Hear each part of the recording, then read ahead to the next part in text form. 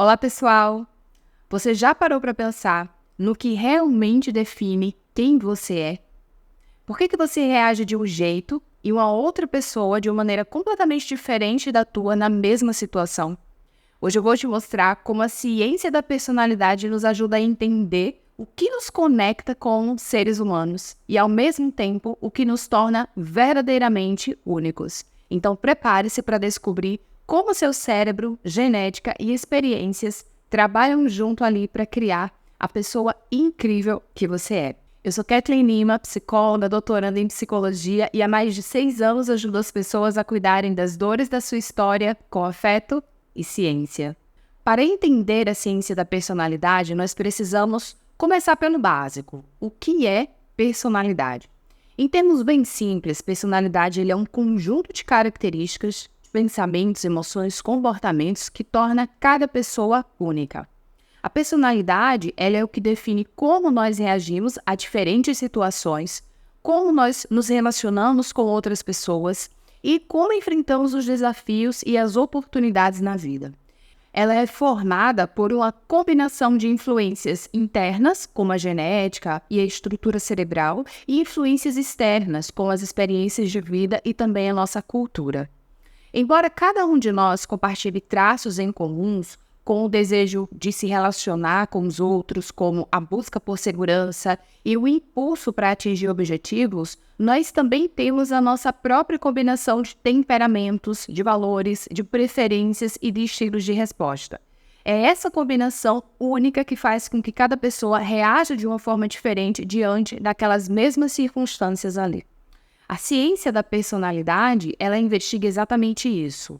O que temos em comum e o que nos diferencia das outras pessoas. E isso envolve observar e também compreender, assim, desde aspectos universais, aquilo que é comum a todos, como, por exemplo, as emoções básicas, até as nossas diferenças individuais. Pense na personalidade como uma impressão digital psicológica. Existem características gerais que todos possuem, mas a forma como essas características elas se expressam é exclusiva de cada um. A ciência da personalidade explora 3 camadas que nos ajudam a entender como somos todos ao mesmo tempo, tão iguais, parecidos, mas também únicos. E eu vou te explicar melhor cada um desses níveis. O primeiro nível são as características universais. Essas são características que todos os seres humanos eles compartilham, independentemente da cultura, independentemente da época ou da situação. São como se fosse a base da personalidade humana, que são as reações e emoções básicas que todos têm, porque elas ajudam a nossa sobrevivência e também na nossa adaptação. Por exemplo, todos nós, em qualquer lugar do mundo, temos a capacidade de sentir emoções básicas, como alegria, tristeza, medo, raiva. Essas emoções elas surgem de uma maneira automática e elas são úteis para nos proteger e para nos ajudar a lidar com o nosso ambiente. O medo, por exemplo, ele é uma resposta que nos alerta para o perigo e nos faz reagir para evitar algum dano, algum perigo ali. Essas características universais, elas representam a essência da nossa condição humana, funcionando como uma linha base, sobre a qual cada indivíduo desenvolve traços e respostas que são únicas. O segundo nível são as características compartilhadas, que são traços que podem estar presentes em grupos de pessoas que nos tornam mais semelhantes a certas pessoas e também mais diferentes de outras. E essas características, elas não estão em todos, mas elas são comuns o suficiente para serem identificáveis em muitas pessoas. E essas características, elas formam um tipo, elas formam grupos de traços que nós encontramos em várias combinações entre as pessoas. Por exemplo, pense numa característica como a extroversão e a introversão.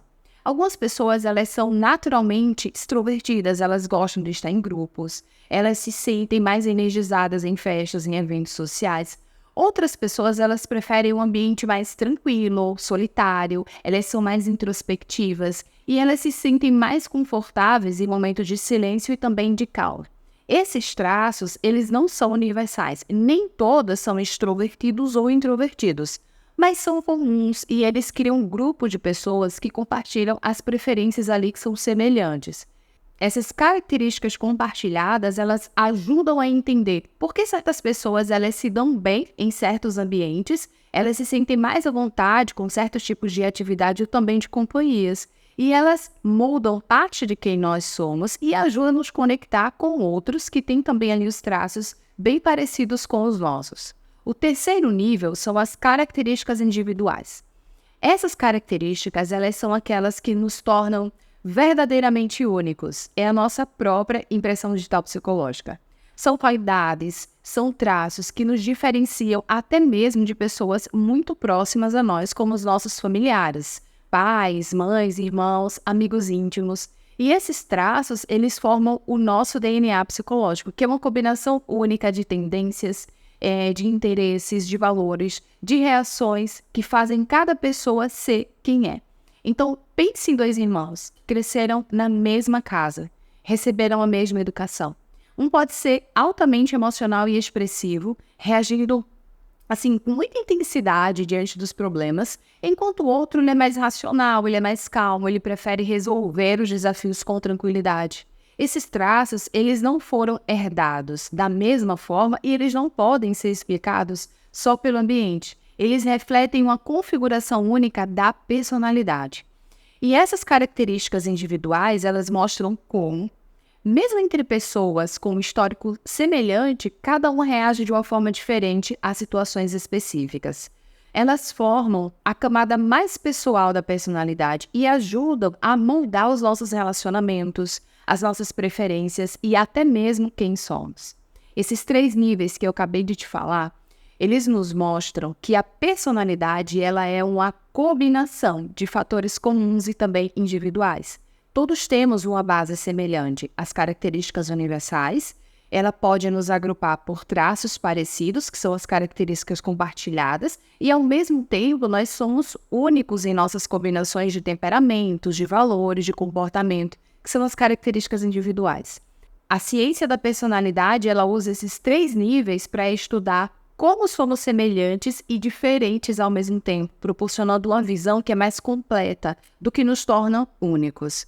O cérebro constitui uma formação da nossa personalidade. Diferentes áreas do cérebro desempenham funções específicas que moldam quem nós somos. Por exemplo, o córtex pré-frontal, que fica logo atrás da testa, é uma área essencial para o autocontrole, para o planejamento, para a tomada de decisão. E ele nos ajuda a pensar antes de agir, a analisar a consequência, a controlar os nossos impulsos. Então, em situações de estresse, o córtex pré-frontal ele ajuda a decidir se é melhor reagir com calma ou com senso de urgência, dependendo do que é mais adequado. Assim, quando nós falamos de autocontrole ou de organização, nós estamos falando de traços que têm uma base na atividade do córtex pré-frontal.